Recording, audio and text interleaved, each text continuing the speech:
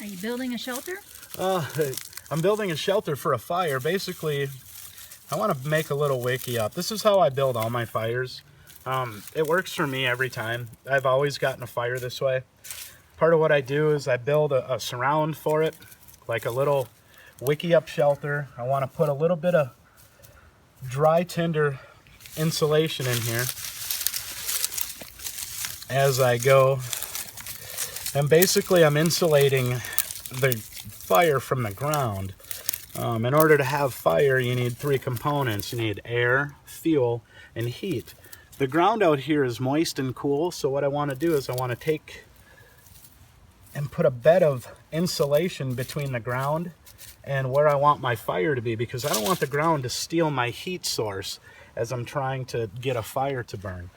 So I always do this. I always put a little bedding underneath what I do, and just grabbing twigs out of my fireplace, my fire pit here.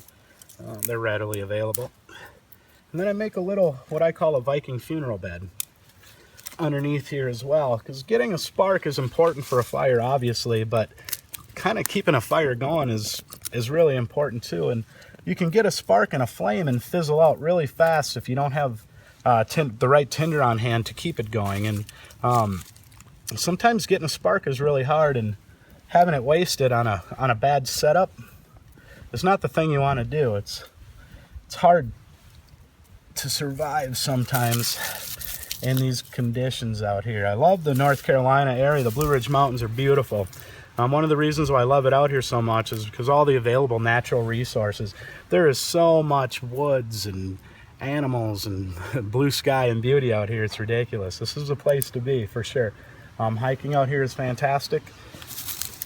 So make a little funeral bed, crossing twigs and putting really dry tinder in between them, and that's going to help start my base of my fire once I get my bird's nest made and started going. So some dry leafage, crumblage, put it in there, take some,